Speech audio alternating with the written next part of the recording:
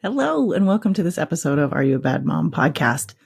I am really excited today because we have a great guest on to talk about something that might seem out of the blue, but is really kind of a sticking point and sometimes a real trigger for parents, and that is math. So I have a really funny story about how I met our guest that I will tell you just because it sort of reveals a lot about my parenting journey. And that is we had recently moved to where we are now. I took the kids to the library for like a story time because it was free. And that was the only thing that mattered to me at the time. I didn't know anybody. It was a story time, like acted out story time. And the youngest with all the sensory stuff was not having it. The middle one also decided this was not for them that day. And my oldest, as always, the precocious one, sort of wandered up to another family and sat with them for the duration of the activity. I don't know if she was embarrassed by her siblings or if she was just like, I came here for story time and I'm going to get a story time. Anyway, long story short, that family years later at preschool with the youngest, the mom came up to me and was like, I don't know if you remember me, but I really thought your daughter was adorable, blah, blah. And I was like mortified because of course I remembered her. And I did not think my daughter was nearly as adorable as she did that day. And, it was such a lesson in like humility of, here I had written a blog post about it. Actually, I had written a blog post about the entire experience because it was like one of those moments where you're like, this is the worst decision I've ever made. I'm sweating. I'm chasing these kids around. They're embarrassing me. They're like grabbing the props. They're doing everything. And the oldest is just sort of taking care of herself with this other family. So I'd written a blog post about this woman before I even met her. And then we met and through the years have remained friends through different, things our kids have done and different club, like the beach we belonged to was the same for a while. And she's just like a vibrant, incredible human. And happens to be, I've sort of watched her along the journey getting a PhD in, I think, math education. It might just be math, but math education. And she and I sort of bonded over that, our, passion for schools and passion for teachers and all of that stuff too over the years. So I'm so excited today to welcome on Pam Brett to the podcast to talk about math, quite simply, and really our role as parents in the process of math education and what to do if we think we're bad at it and our kids are good at it. I happen to be one of those people that has, all three are really pretty good math students, but the oldest does not think she is, which maybe we'll get into that too, the girls versus boys part of math. But my younger two are math wizards and beyond anything that I ever was capable of. And so I tapped out pretty early with homework help skills. And I think that's something that we can talk about too with Pam. Yeah. So without further ado, let me welcome Pam Brett onto the podcast. So hello, everybody. My name is Dr. Pam Brett, and I am the founder of Blue Glasses Math. And right now we have a podcast that we put out every Wednesday. And the idea of the podcast is, and the reason why it's called Blue Glasses Math, is it's all about changing our perspective on what it means to be a math person and how we see ourselves as math people, with quotations, I say, with air quotes. Yeah. And my mission really is to help people really start to see math in a different way so that there's not this like shame and blame and anxiety around doing math. And I work with teachers mostly. I work with teachers and administrators in schools. In that work that I do with teachers in schools is I really work to specifically in the K-5 space, or K-8, K-5, and I'll go up to K-8 actually. What I do with those teachers is I help them to feel more confident in their own math content knowledge and then their ability to teach the math. Because, and maybe we'll get into this a little bit in the episode, but what I don't think the general public really understands is that here in the United States, especially in the state of New Jersey, in order to be a certified K-5 teacher, you typically have to take one methods class. And I heard over the weekend, actually, a colleague of mine said that some teachers she works with have had zero methods class. So you have a third grade teacher walking in to teach third grade math and foundational skills, multiplication, and early fraction understanding. And that teacher may themselves have had some fear around learning math as a student themselves in their undergraduate experience. And now they're faced with a class of 25 students that they have to teach how to not only do math, but love math. And if they're not walking in with that because they haven't had the preparation, and it is of no fault of the teachers. And I want to make that very clear from the outset. I had a conversation with a group of people over the weekend. We're all leaders in the math education space. And there was this whole conversation about the deficit language around math and the deficit language around teachers teaching math. And I want to be very, very clear, and I'm glad I'm starting off this way, that I in no way am blaming any teacher who is afraid of teaching math. But what I am trying to speak as loudly as I can from the rooftops is those teachers need support.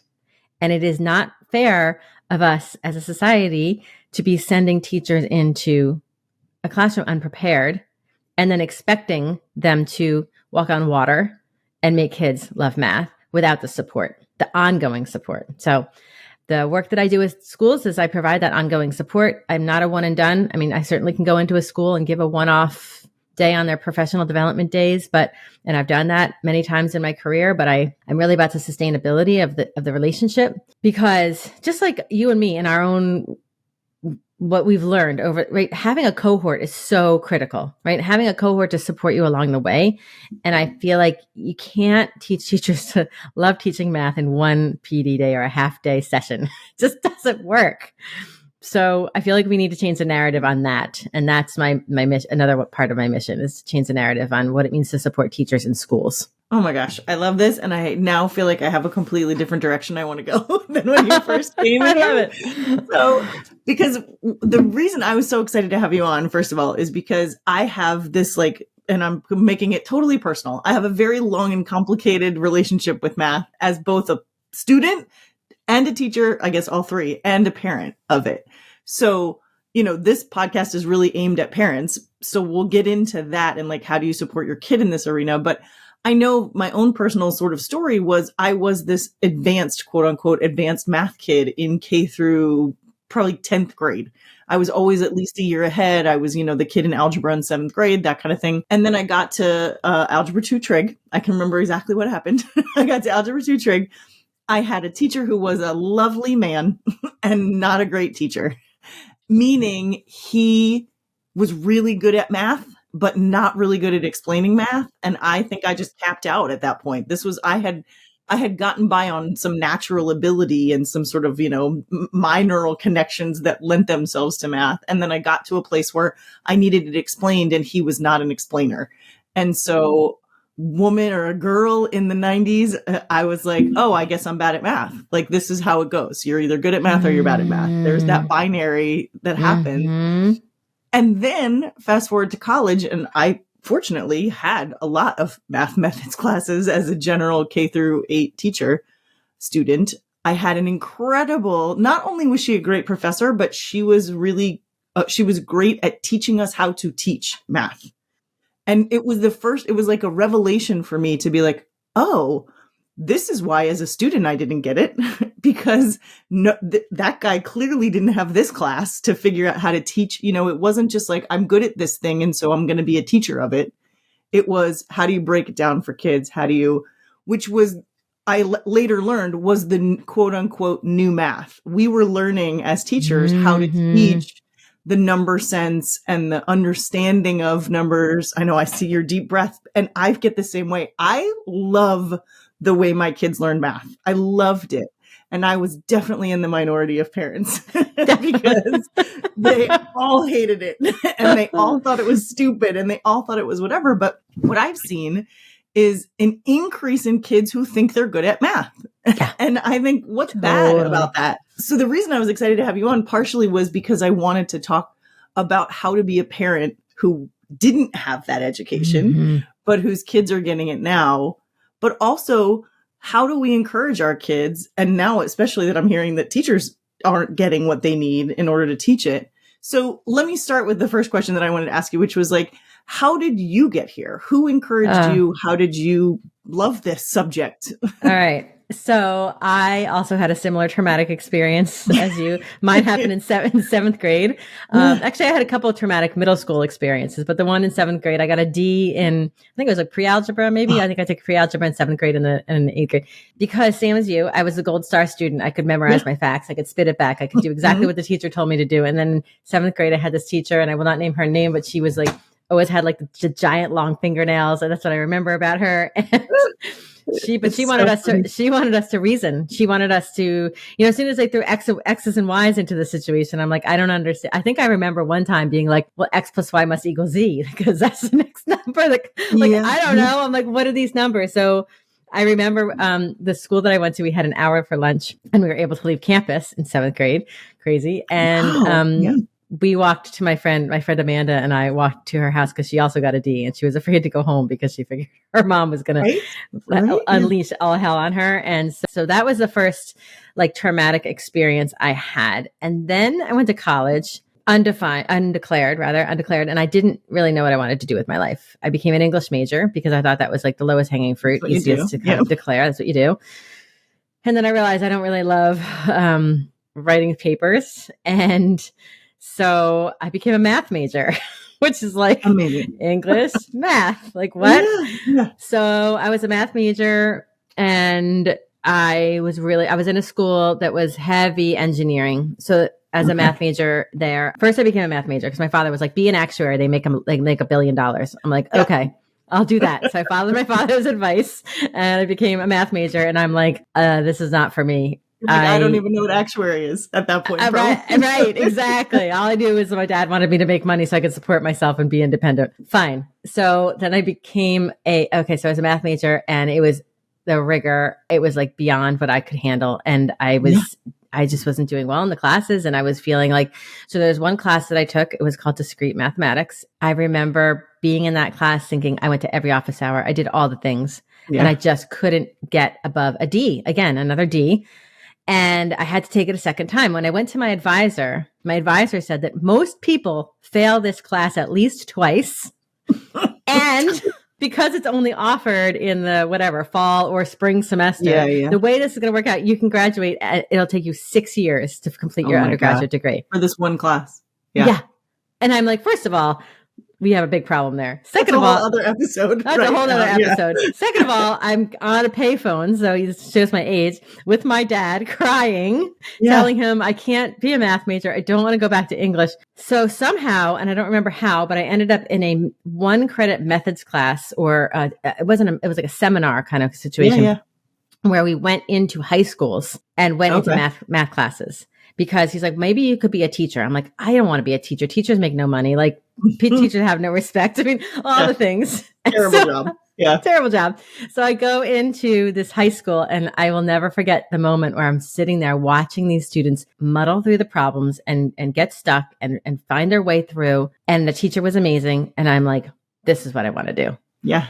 This is what I want to do. I want to teach math. And then from there, I was like fully in. I went into, and then I had to go back because I had to switch like the colleges within the university. So I actually did have to do 5 years because all of the requirements didn't work out. So then I was like fully in. I was in all these like elementary school teaching 101, So I was like getting A's and everything. I'm like, this is nothing compared to discrete math. Exactly. It's like, this is fun. Trajectory. I went from business to teaching. So same thing. I was like, this is great. There's so much glue and glitter.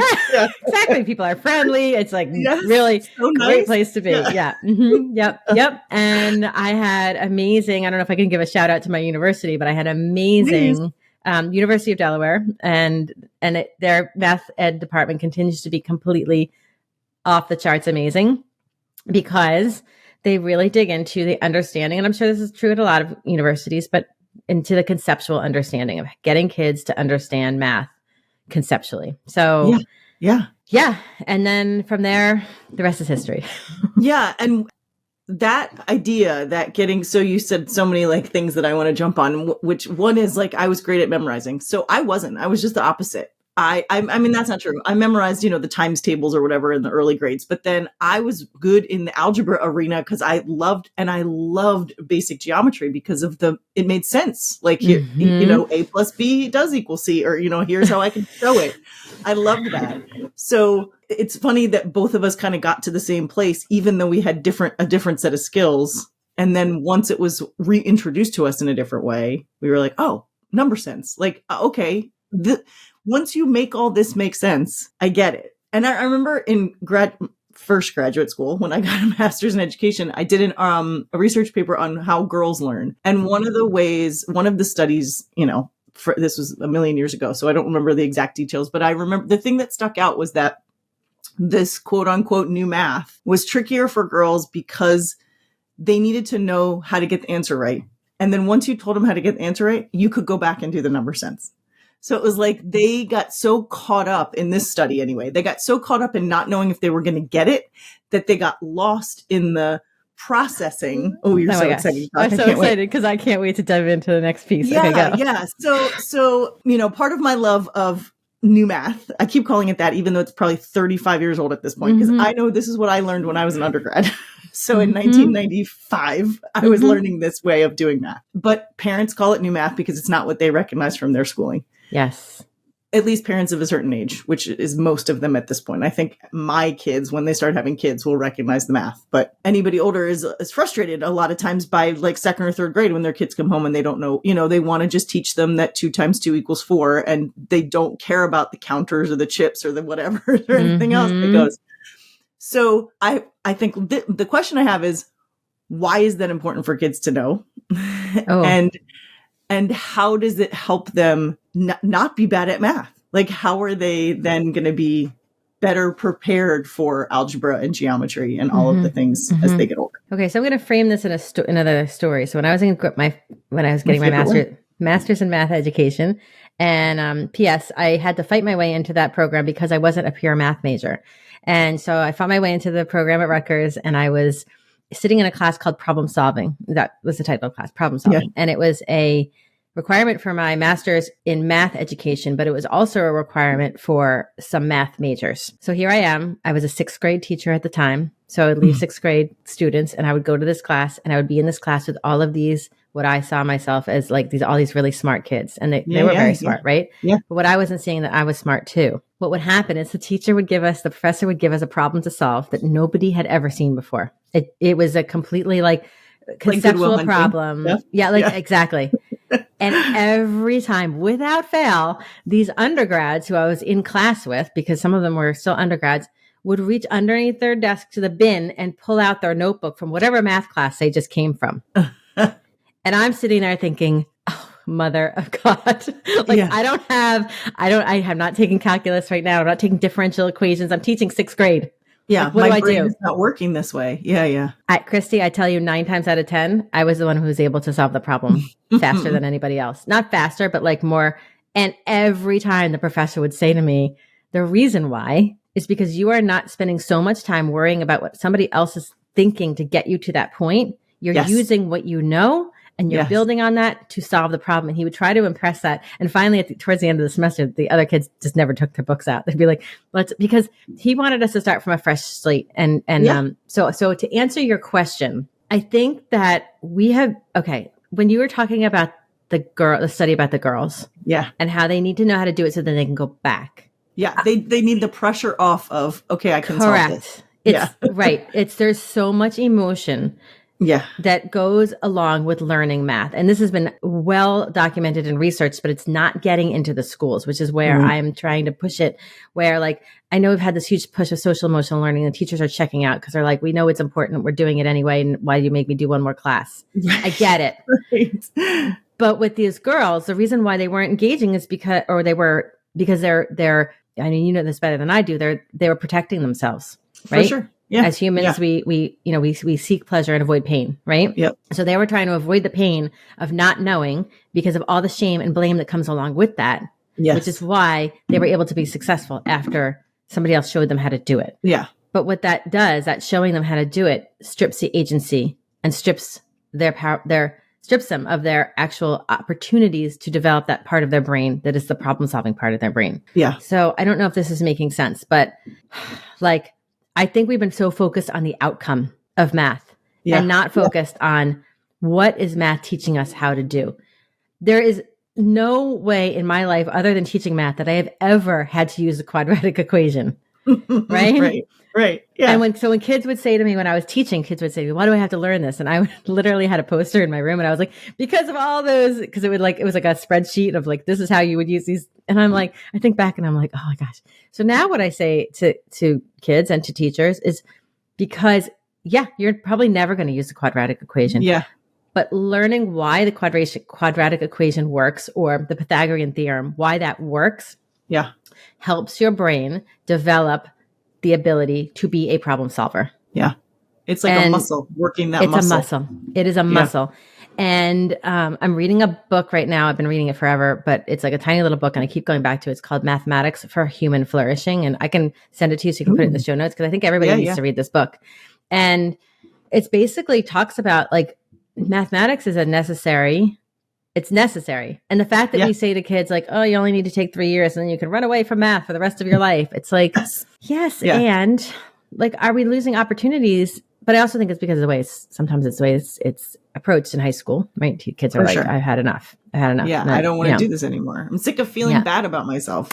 I'm sick of feeling bad at myself. So let's go there. I have two kids that are like, I have two kids that are math kids. They've been, in fact, my youngest is the reason that I was able to explain to some other parents why the school math was good, because his brain just does the things that they're teaching, like when you're adding 69 plus 35, he does the like tens, that's how he adds in his brain.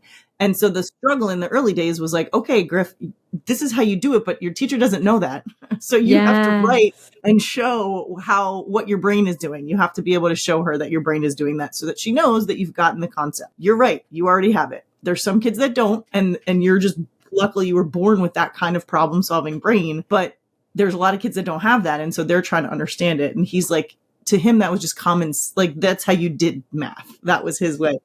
So I could see how they, and my middle one was completely different. They're a memorizer, get it all right. Let me learn these things that like photographic memory, but also can put together the pieces of like, I remember when to use these formulas and I remember why so just a very different way of doing it, but definitely math people.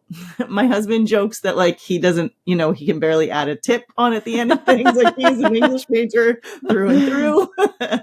And I have a little bit of both. I definitely have a problem solving mind, but it's, more language based than numbers based. But my point in saying all that was I've been able to watch them get discouraged, even these two sort of natural math kids, because they had similar trajectories as me where they were good at it, quote unquote, for so long. And then they get to whatever calculus or AP calculus, which I can't even say without feeling a little sick to my stomach.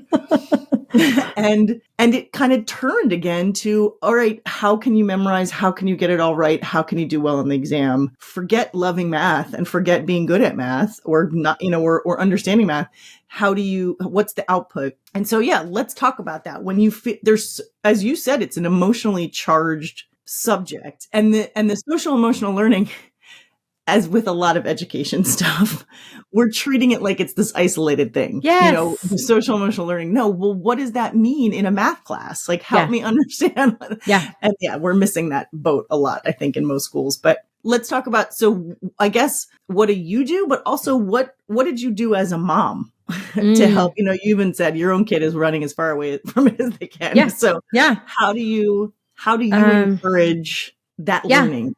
I gotta say, it's challenging. It is challenging as a mom, right? Because you have that relationship with your kid, and it's really hard for me, even as a math educator. So I will say this to all of your listeners, like even as a math educator who has as much knowledge. In fact, sometimes I feel like that shoots me in the foot because my kids are like, don't teach me the way that you teach all the teachers. Just tell me how to do it. Yes. Right. Yeah. And I'm like, so they have to be in the right, I'm sorry, but like I was listening to one of your episodes about trauma and about like, there has to be this environment where it's okay to make a mistake. It's okay to not know. It is okay to not know. I think that's a part that we like so to ask me a question about my own helpful. Kids. It's actually helpful to not know. Yes. Yeah. Yes. They can't. Yes. And actually, again, my youngest really struggled because he just knew. Yeah. So he really struggled with he didn't know why he knew, and he didn't even really fully understand how to explain what he was doing. His brain just fired that way. Yeah. And he almost struggled more than the oldest one, who was like I'm learning this every single step I can. So yeah, it's helpful to not know, especially in math, I think sometimes. It is helpful to not know. And there's actually some pretty well-known brain research out there about how when you make a mistake, it actually makes more connections. And you might know about this more than I do, but it actually creates more connections in your brain, more neural connections. So that when you make a mistake, it's the same way as your child is riding a bike for the very first time and they fall down. You can't fall for them.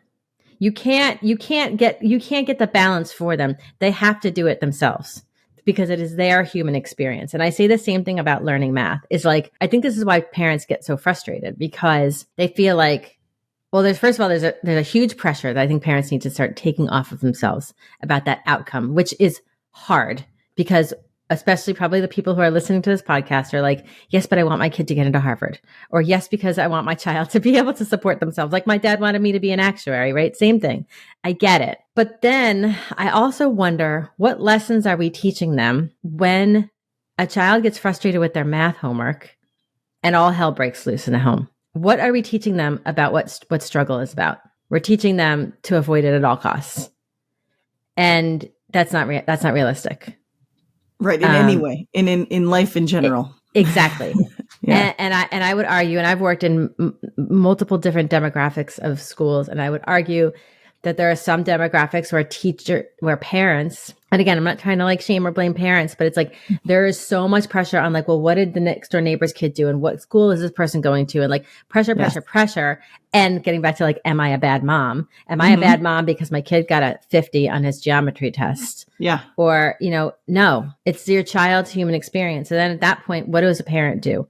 Well, if they have a relationship with the teacher, my first thing is to reach out to not first right away, reach out to the teacher, but like talk to the teacher, have a conversation with the teacher and say like, what can I do? In what ways can I support my child at home? Because every teacher is going to tell you something different. I could give you like a step-by-step, but some teachers are going to respond to that step-by-step and some teachers are not. I mean, I can tell you firsthand, some of the teachers that my kids had, like they would run the other way when they would see me coming because like, oh no, here comes Dr. Brett. And she's going to, but I was never like that. I think it was like this reputation, because she's the math she's the math trainer. Yeah. Yeah, exactly. She's going to tell me I'm doing it wrong. And I was like, no. But I think it's so hard to shift the emphasis on the process from the product, the outcome to the process.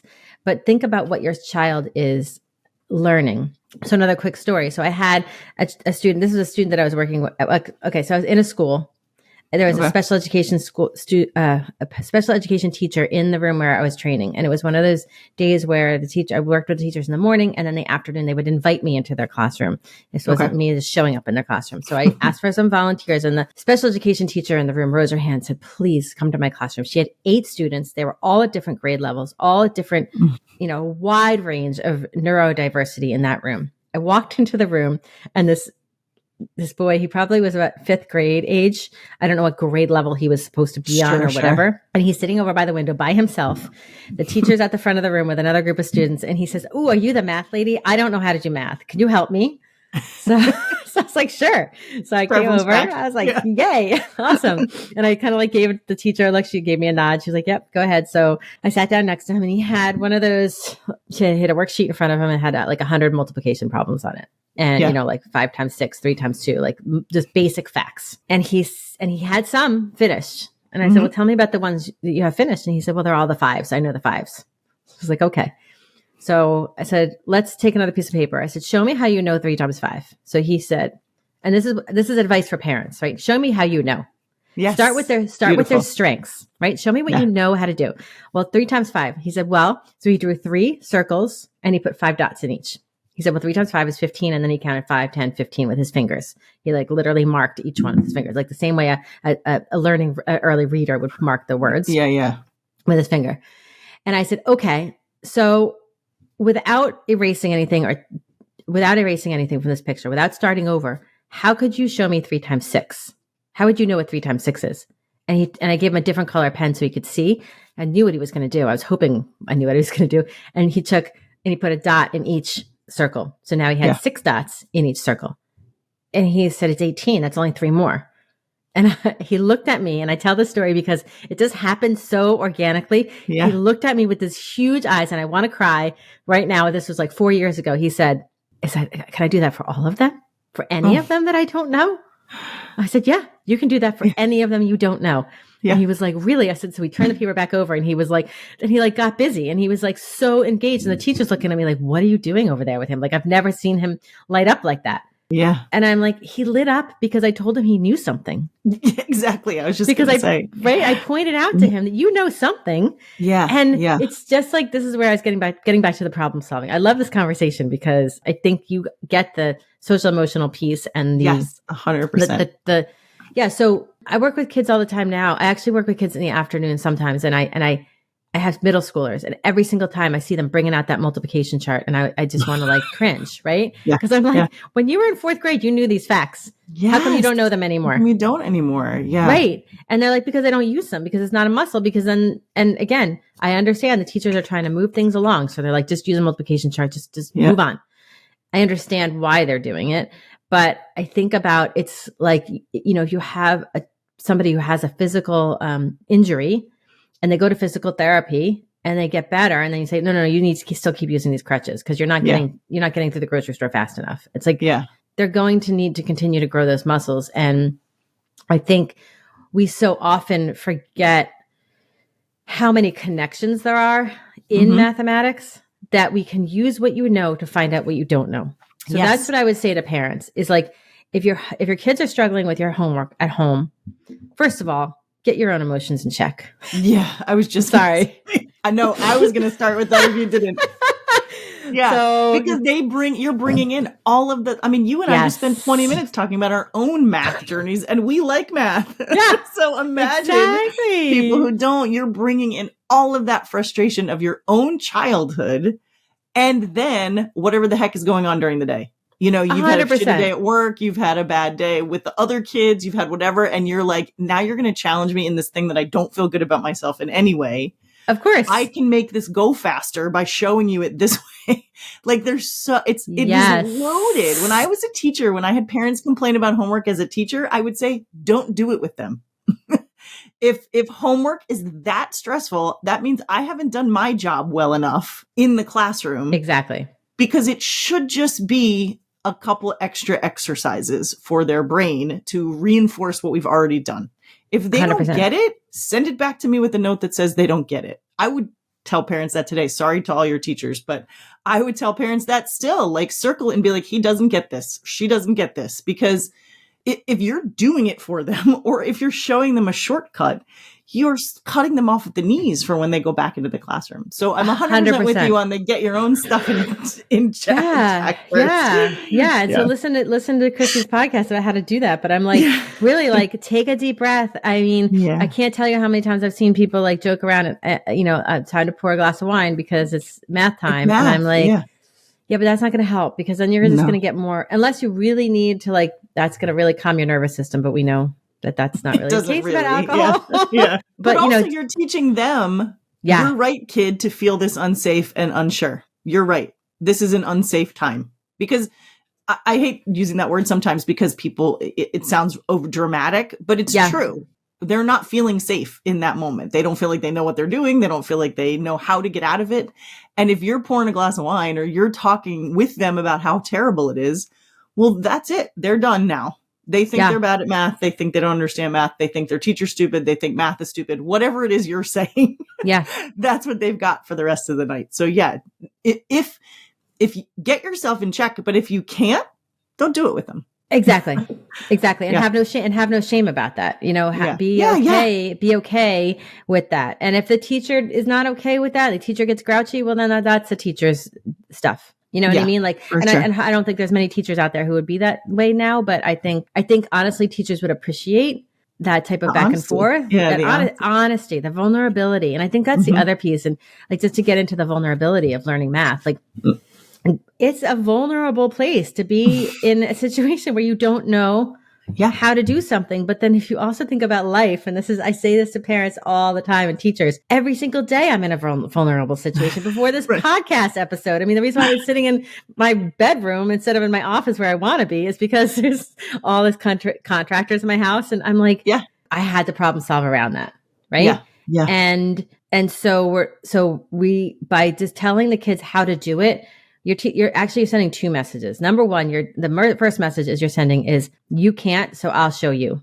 Mm-hmm. So you need me all the time. So we are stripping the opportunity for children to become independent learners. Yeah. The second thing we are teaching them is when you don't know something, it's bad. Yeah. It's dangerous. Yeah. And those two things I think will set our children up for. It's not what we want for our kids. Let's just say that, right? Right. We want and our it's kids going to generalize. It's going to go beyond math.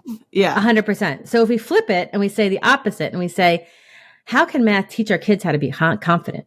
Taking like that child that I described with the 3 times 5 and putting the dots and teaching them that they have agency and they can own their thinking can have a ripple effect across their whole life.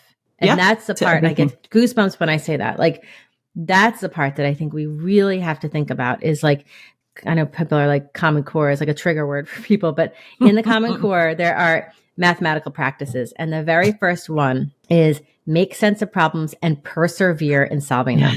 Yes. So I say this to teachers. I'm a Common Core girl too. I know love you it. But I say this to teachers all the time. I'm like, if number one is to persevere in solving them, then we got to start giving them problems that require perseverance. Yes. And if that means, and then what are the emotions that come along with perseverance? And it's like, holy moly, like think about in your own, and I would try to bring it back to their own life. Like what's something that you, besides teaching outside in your own personal life that you have persevered to do, whether it's run a marathon, raise your children, have a kid, right? Right? Like take care of an aging parent, whatever it is. There's a lot of like ups and downs in that. And and we need to start embracing the ups and downs and not panicking every time that there's a down, that there's not going to be another up. Yeah. I remember once in yoga teacher training a million years ago, hearing the phrase, is it discomfort or pain? To talk about like, well, you're going to experience discomfort. These are challenging positions you're putting your body in. And also, if it slips into pain, then we don't want to risk injury. So be really mindful and aware. Is it discomfort or pain? And I remember thinking like, this is literally a life lesson. Yes. Because so many good things come after some discomfort. Absolutely. And we mistake it almost always for pain. And so 100%. These kids that are struggling to grow versus just struggling because they don't have support or they don't have what they need, those are different things. And so what I love the question of what do you know that can help you with this? Because when mine would come home, and I have one with, near debilitating anxiety. And so when the test wasn't 100, forget, like it could have been a 96 and they would have thought they failed. So, when the test wasn't 100 and my two questions were always, what did you learn? Meaning like when the teacher went over it, cause they almost always would go over it afterward. Like, did you see what you did? Or do you still feel confused about the stuff you got wrong? And then the follow-up question would be like, well, what did you do about it? Did you go to office hours? Did you go after school? Did you go at recess? Whatever. Because I was like, I don't know what you're doing. You've passed me in math years ago. And so how are you going to, and a lot of times it was like, oh, I screwed up. Like, yes, I did know how to do that. And I wrote the wrong thing, or I circled the wrong thing, or I forgot a number, or I dropped a number, so it was like as long as they were aware of what happened. And if they weren't aware of what happened, like they don't know why, AP calculus, they didn't know why they got it wrong, they would go to the teacher and ask and sort of make the teacher do their job, is what I always said. Like, this is their job. Right. If you don't understand it, they haven't done their job right. And I'm sure you would, oh, sorry, I didn't mean to interrupt. Go ahead. No, that's okay. And those were just my two questions always, was like, what did you learn? Can you see from this? And then what are you going to do about it? And that agency, I see it now. One of them's in college, and I see I went to office hours because, this thing that I thought I should know, I'm just not getting. And so I went and asked them to go over with me or whatever. They're just not afraid of doing that. And I think that's huge. Yeah, because you taught them how to advocate for their own learning. And I think the earlier you start that with kids, the better. Yeah. Right. Like, Yeah. I think, I had a call from my daughter today with a difficult situation with a teacher. And I'm like, she's 18 years old now. I'm like, Yeah. what's your next move, kid? I'm like, I'm Yeah. here to support you, but I can't call the teacher now. Like, I mean, I could if it was a terrible situation, but I'm like, what's your next move? And so she went through a guidance counselor. She diffused it and then she moved on. This is not a teacher that I think she would want to go to battle with. So I was like, and she was able to have that art of discernment too. But she didn't not go. This is the most important thing. She didn't not go because she was afraid to go to the teacher to be going to a teacher. It just was that particular personality. And I was like, all right, fine. Like, deal with it another way. But what you said about, your kids is, giving them that kind of roadmap of saying, okay, like, I can't do it for you because the more, but I know you can. And I know you can. And I'm here to like be here in the backstage, kind of like giving you, in the wings, giving you pointers if you need them. Mm-hmm. But if I go to bat for you, then I'm stripping you of that opportunity. So let's just give you your wings. They start off with baby wings and then they. Right. And when they're little, I think those baby wings are, okay, let's circle this and you take it into your teacher. Yes. That's how you start with it. Like, I can't solve this for you. And more importantly, I don't need to. You're going to figure this out and I'm going to help you figure it out because you're 7. but here's what you're going to do. I'm going to circle this thing. You're going to hand it to your teacher and you're going to say, my mom and I didn't really know about how to do this. And so we're hoping you can help me or whatever. However you want to give them the words to say it to the teacher, that's, it's not your job as the mom to figure it all out for them, but it is your job to support them figuring it out, even when they're little. Yes. And you just said something about like, it's not your job, right? It's like, that's where getting back to the homework, not getting back to the homework, we're talking about the homework, but like, it is our job to teach our kids to become independent humans who also know when and how to get support.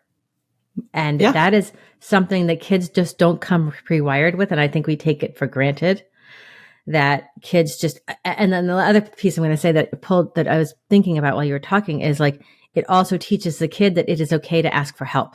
Yes, for 100%. Yeah. It is okay to ask for help. And that, it's like that part is so, so important. Yeah.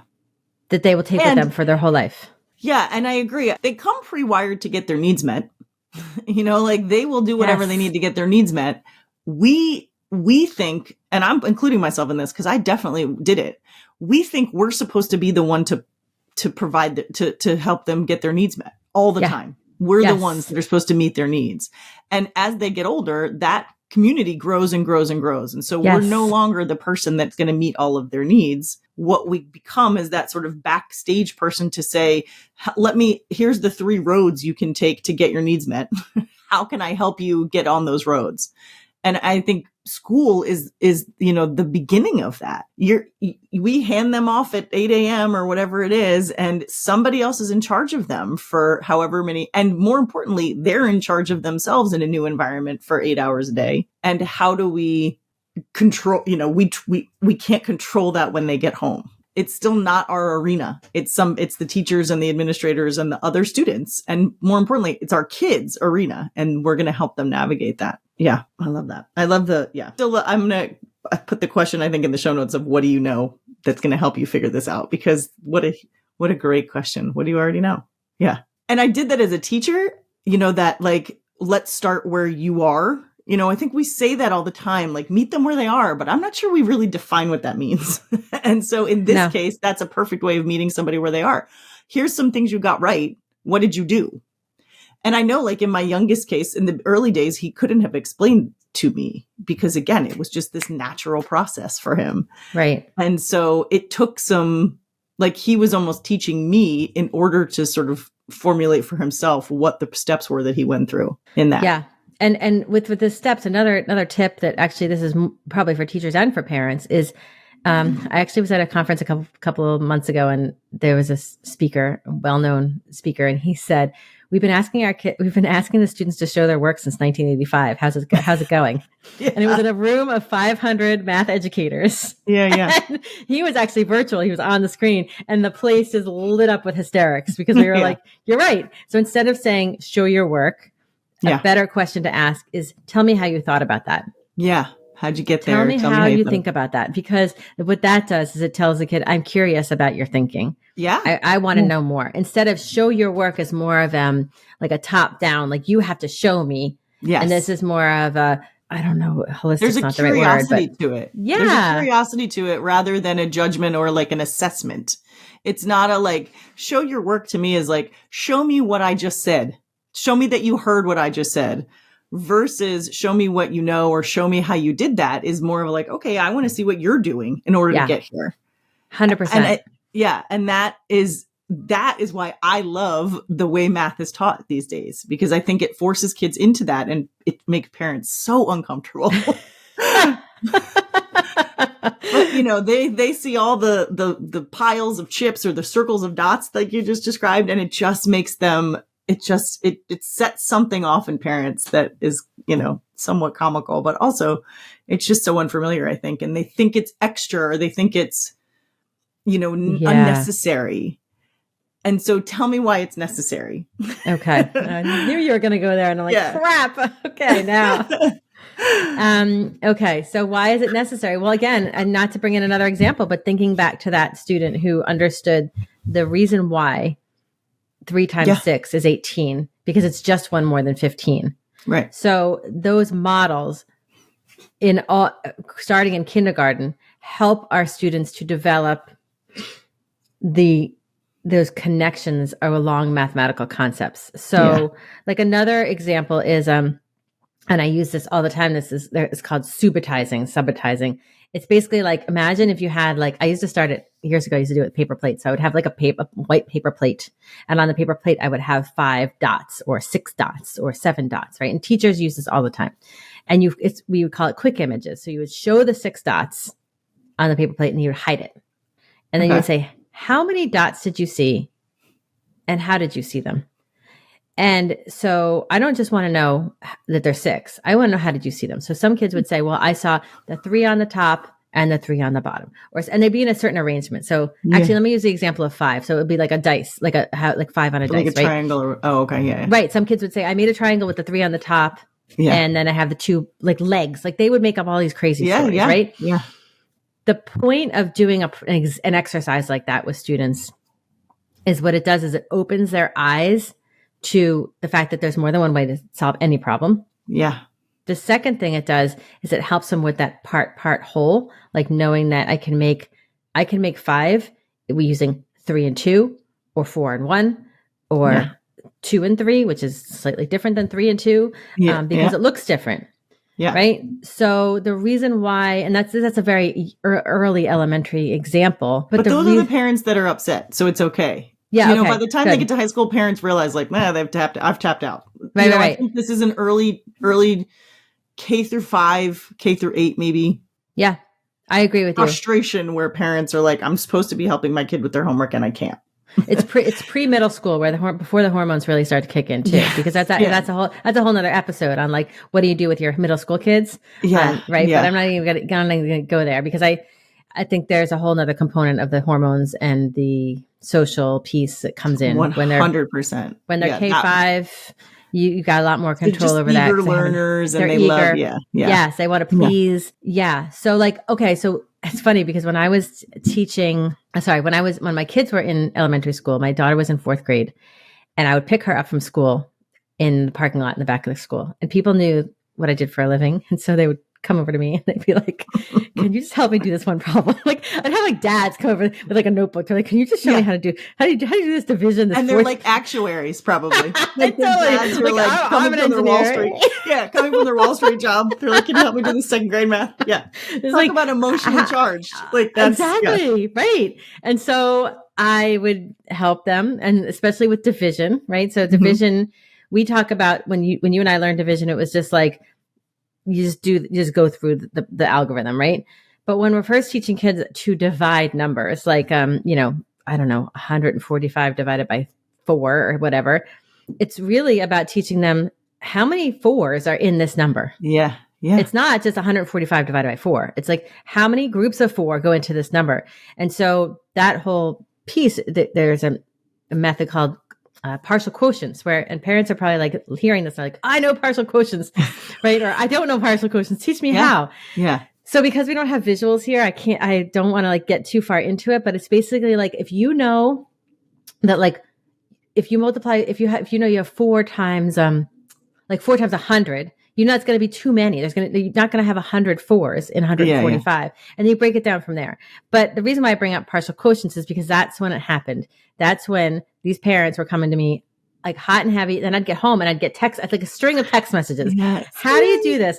So I was like, you know what we're going to do? We're going to have math class for parents. So I literally did. And I'm thinking about bringing it back, just sort of like as I don't know when I would do it, because I know parents are at capacity for their schedules, but like math class for parents, it was so great. I did it probably for about 6 months. I had parents coming to my house. I had a friend who had like office space that she wasn't using during the day because she had a tutoring business in the evening. So I would use her space because I had a whiteboard and I had all the supplies. And I actually there was one dad who I'm dying to interview him for my podcast. He is rugby player, big dude. And he sat there and he cried, and he actually cried, and he was like, and now I get it. And now I understand how I can help my son be successful. Yes. And now his daughter's going to Brown. And I'm like, yep. Well, she might not be doing a lot of math, but she might not be doing a lot of math. Good point. Fair. But she got through high school. So, but yeah, like SATs. Yeah. But like, I just feel like he was so vulnerable in that space. And I was like, about division. Right. But at some point in his life, second, third, fourth grade or something, he felt like he couldn't. And that's the part that's crying when he realizes, oh my God, I can.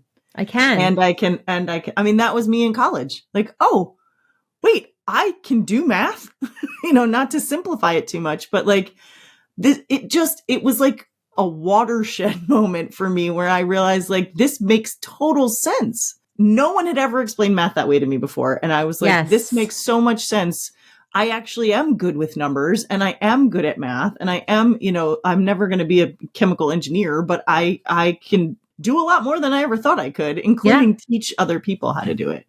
And I think when you're in, but on the flip side of that, I've had moments with my own kids, because now I have this mindset that I'm good at it, where I get frustrated when I couldn't help them understand it. And so I get the parents that are like, what do I do? I can't, I'm frustrated. I'm angry. I'm upset that they're upset. Like, I understand why homework is such a loaded. I always want to go back and apologize to the parents of my students before I had children.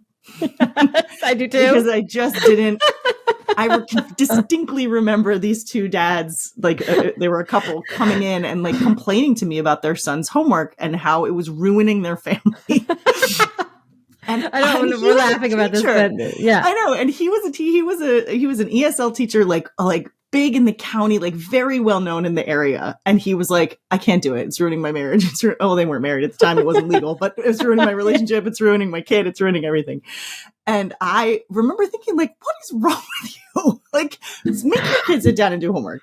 Yeah. And then sure enough, like 3 years later, when my kid was in preschool even, I was like, oh, I need to go back and tell that guy I'm so sorry. I know it. I didn't say any of it out loud, but I definitely was judging him in the moment. And he was 100% right. He said, like, we're not doing it. He literally came to my classroom and be like, we're not doing this homework.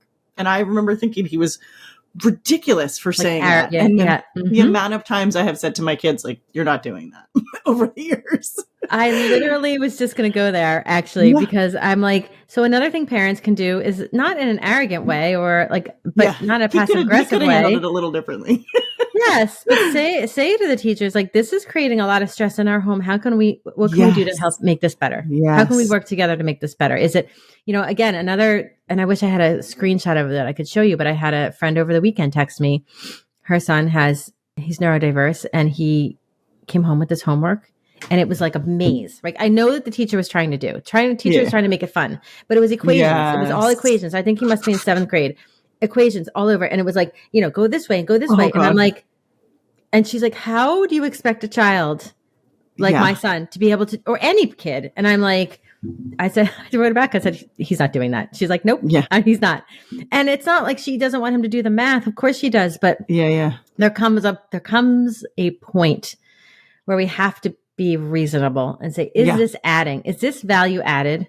Or is this just teaching my child messages about math that are messages about themselves that they can't? That they can't. Well, and also I talk about this with people all the time, just about effective communication is what's the intention behind it? Is your intention to test the kid? Like, are they, is your intention to make it fun and it just flopped? Yeah, exactly. For this kid, at least.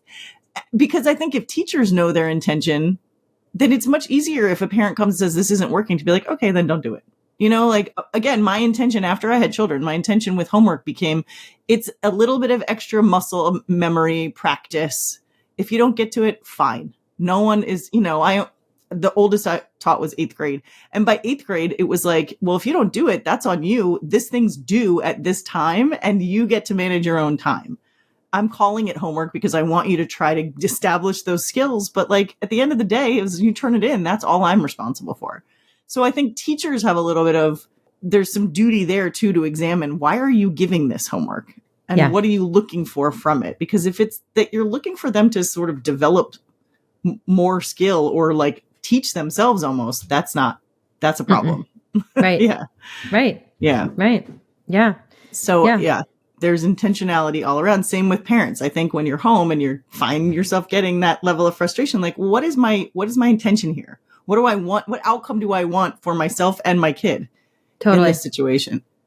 Totally. And if it's just to get it done, then I think that's a conversation for the teacher too. Because if you're doing that because you think this is what the teacher wants, that's a conversation worth having. Because getting it done should never be the intention of homework. Yeah. I can think of somebody really close to me who I need to have a conversation with about that. Just getting it done is not about not what it's about, kid. But it's hard as they get older too, because I do just want to get it done so they can get back to the Xbox. I actually have a friend whose child said he was on the iPad. I think he's in 2nd grade, and she was like, "Okay, it's time to do your homework." And he goes, "Mommy, will you just let me live my GD life?" He said the word though. I wasn't sure if I could say that on it. Could you just let me live my life? And so now she actually made it. She made a shirt. She's a boxing instructor, and she made a shirt. Let me live my GD life. That's awesome. Now when she makes us do planks and burpees, we're like, let us live our life. Right. It's horrible. Yeah. It's worse than Please any stop, homework. please. Yeah, that's awesome. But, there's so many things I could say about what parents can do. I know. I feel like we could talk for 10 more episodes. I know. We really could. We could have I'd be curious to know, like, I don't know how much commenting parents do who listen to your podcast, but I'd be curious to know, like, what is their biggest pain point around math in their household? Because I really am thinking about bringing this math for parents. I don't have a Facebook group live yet, but I actually have it like there, like, because I bookmarked. Okay. I'm like, do parents want to do this? Would parents want to get into this and do I don't know, would it be a Zoom call or would it be an in-person? I don't know. I'm just kind of curious because I do want people to have this shift this perspective on what it means to be good at math. Yeah. And kind of like lower the affective, the emotional, or more regulate the emotions around math. Yeah. Yeah. Because I think, like, one parent recently reached out to me, said, "Can you tutor my child? Actually, can you tutor me?" She's a teacher. She's a teacher. And she's like, I can't get there. And I'm like, yeah, I like to do that. But, like, does your child want me to do it with you? Like, she's in 6th grade. Like, is that weird? I don't know. Yeah. I'm just so curious about how to fix this, because if you look at the scores, and it's not about scores, and it's really not, but if you look at where we stand in our country around math achievement, we have work to do. Let's just say that. We have work to do. And I think that it's not just up to the teachers. I think the teachers, there's a sort of like, there's not this partnership, or maybe there are in some schools, but in other schools, I don't think there's this partnership. I think it's like teachers here, parents here, two separate sides of the shoulder, and the kid sort of in the middle between this, like, I don't. Yeah. And then you have the state and the administration on top of all of them calling the shots in a lot of ways and not offering the support for either, because that is the thing, like, work. I'm kind of like it sounds like I'm on the teacher side here, which I always usually am, but also for parents, like we have been asked over the years to do a lot more than we ever were before. I can tell you never for a second did I think my bad grades had anything to do with my mother. And that's because she had nothing to do with my education. Exactly. And so now we have so much more parental involvement, which is good in some ways, but also not good in other ways, because there's so much pressure on parents to like produce certain children. I just did air quotes for anybody not watching. And that is where all of this gets muddled, I think. It just makes it 1,000 times worse, because we think somehow we're supposed to be, molding these people when that job was done, pretty much as soon as they were born. The molding happened. So powerful. That is so powerful. And yeah. And like somebody asked me recently, and unrelated to this, but she said, it was about one of my kids. And she said, what are you making this mean about you? Yeah. I was like, Booch, ouch. She's like, you're making this about you, not about your child. So knock it off. Not knock it off, but like, right. Why do you feel this pressure? Why do you feel this pressure? Because you're just making it worse. So now we're sort of getting off the topic of the math, but like I think it's like giving parents the opportunity to have grace, have compassion for yourself first. Yes. Right. Yeah. Because I don't think we're off the topic. I mean, that sounded like it was more of a like where your kids are when they're older conversation, but that's the same thread of what am I what am I taking on as my own? I think starts usually at the kitchen table around a math problem. So I don't think we're really off the topic. I think it just spirals into, where do they go to high school? Where do they go to college? What sports do they play? Are they all county team or whatever? But it starts a lot of times around, basic spelling, tests, and math. Yeah. And things, and just to give your parents a little more assurance, things move in education like at the speed of molasses, sloth. And there is a push in some colleges, including Harvard University, to not make calculus a requirement. Yeah. For or a anything on the transcript, because not every kid becomes an engineer. Yeah. And so not every student needs calculus. Right. And I am a proponent of that. I believe that if you want to take calculus, great. My daughter does not take calculus. She's taking statistics, AP stats, because she's not going to be an engineer. Yeah, mine's the same. She might run her own business someday. So statistics will be helpful. Yeah. And plus, there's so much good problem solving in statistics if you have Exactly. So don't feel like your kid needs to take 5 math classes in high school and double up 1 year in order to be worthy in this life. Yes. And that comes from a math person who wishes everybody would love it, but it doesn't. But at the cost of them hating it and having the stress is not worth it. Yeah. I mean, my middle one was going to be a math major. And then pre-calc or AP calc, that was it. They were like, never mind, not my jam anymore. I'll take it in college because they're still in the sciences, biological sciences. So they're going to have to be faced with it again. And just last night on the phone, they were like, Mom, chemistry is just math. That's all it is. I'm just doing math all year. It's equations. Like, pretty much. It's algebra. It's algebra. That's exactly what they said. They were like, I'm just doing algebra again for chemistry. That's awesome. Because it's intro. They were like, eventually I'll get to real chemistry, but right now it's just math. Just balancing equations. Yep. Yeah. But because of that sort of pressure to, take 1 year, they did. They took stats and they had a pre-AP calc where they went to school. And so they took pre-AP calc and stats in the same semester, which was like, oh. And then during COVID. So that was even worse. Yeah. Remote. And then it was like, suddenly they're not a math person anymore because it stressed them out so much. I was like, look, it's not supposed to be torture. If it's torture, this is not the thing that you should build your life on. Yeah. So yeah, I'm all for not needing calculus to get into college. Also, we're sitting here as 2 state university graduates. So, there's always a place for someone. There's a college for everybody. I loved mine. You loved yours. And I don't know how you were in high school, but I know that everybody looked at me like, really? That's where you're going? After all your, great grades and your great whatever, this is where you're going? Yeah. Yeah. No, my friends laugh at me now and they tell me, when I tell them, when they know what I do for a living, they're like, Okay. They're like, wait a minute. We used to like have like crying fits over calculus practice, studying for Yes. calculus tests in high school. I'm like, yep. And I'm like, and that is exactly why I do what I do, because I want people to feel better about math. I want them to feel Yes. confident about math. It's not because I'm a whiz bang math person.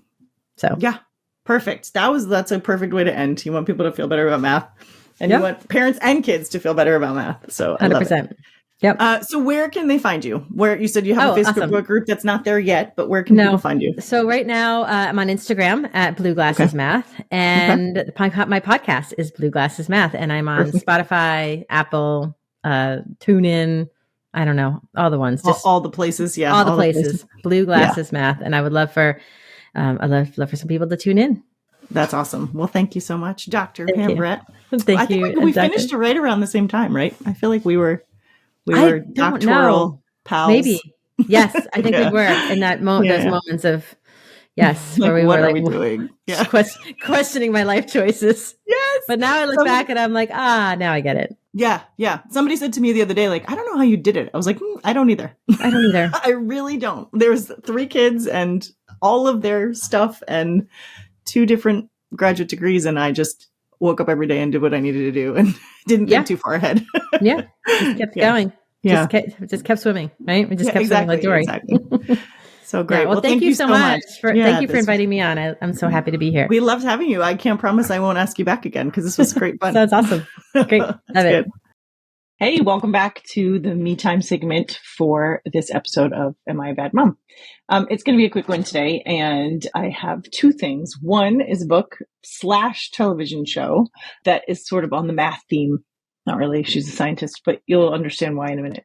And then the other is a brand of water bottles. After all of the Stanley controversy, I thought it would be kind of funny. My family and I have recently discovered, I guess, I saw it on another a person I follow on Instagram, a woman I follow on Instagram who I love, who I've probably talked about on this show. This is not her purview. She's not like a stuff influencer. I follow her really for like her history and politics and American, her like opinion on American politics and other things.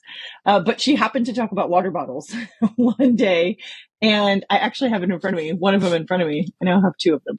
They're Owala, Owala water bottles. And they have, you can sip from a straw, but also they have an opening big enough to pour it back and take a glug out of it. And I know that sounds strange, but it's not hard to do. You don't risk getting water all over yourself if you sip from it, and it doesn't get caught up in the straw if you tip it to do that with. The reason that I love it is because, first of all, I had a Stanley before they became like all the rage. I actually bought it because I wanted a big enough cup to hold 40 ounces that I thought would fit in my car. I was like, oh, the Stanley's it. It's got like a narrow base and it'll fit in my car cup holder. Spoiler, it does not fit in my car cup holder. So I bought it for nothing. So I used it just because of my stubborn pride for years, but I actually don't like it. It's really an annoying thing to use. And I much prefer a bottle. I do prefer a straw, but I like the option to drink it like that I like the option to drink it like that. I have another Corksicle bottle that I really like that's got a little bit of a wider opening and you can drink it like a regular drink cup. But it's hard in the car because I sit with my seat really far up and I always have to have a beverage in my car and I can't tip a water bottle to drink out of because it'll hit the roof of the car because I sit with my seat really high. So yeah, I'm sure you guys are like, this is a lot of stuff criteria for your water bottles, but I'm just telling you as a way of illustrating how picky I am about water bottles. And these are amazing. They don't leak. They're not super duper heavy because I have, this is a smaller one, but I do have a 40 ounce one too, because I drink a lot of water. So and I find if I have a 40 ounce one that's full, I'm more likely to drink it than if I have smaller vessels. I won't fill them up as frequently as I should. Anyway, they're not too heavy. They're leak proof. You can drink from it as if it's a straw. You can sip, but also you can pour. And it's great for the car. I think this is 24 ounces. I don't remember. 24, 26 does fit in your car cup holder. The bigger ones do not. They're big, like a Yeti or like a, just the bigger giant ones that you might get.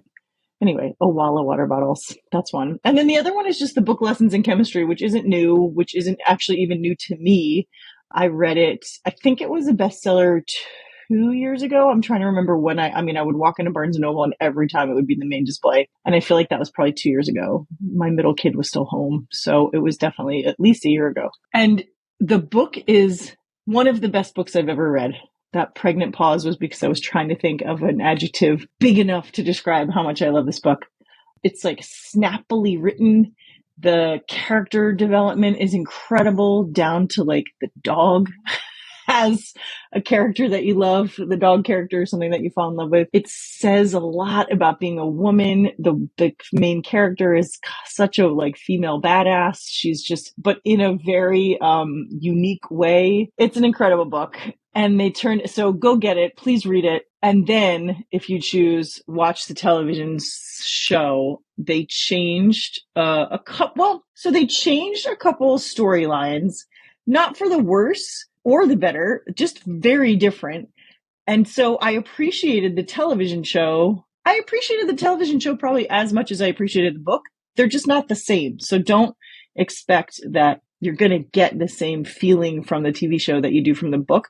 But I think you're going to like the TV show just as much. There's a lot of people that had some trouble with one of the storylines on the television show. I didn't have any trouble with it because I read the book and it plays out much better in the book than it does in the TV show. But hang in there past, I think it's episode 3, and that won't be as much of a big deal anymore as it was in episode 3.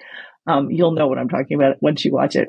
But anyway, it's called Lessons in Chemistry. I believe the television show is Apple and the book is wherever you can buy them, but they're now in paperback too. So anywhere you can get it. So A Wall of Water Bottles and Lessons in Chemistry are the 2 me time go-tos this week. Enjoy them both. Thanks for listening.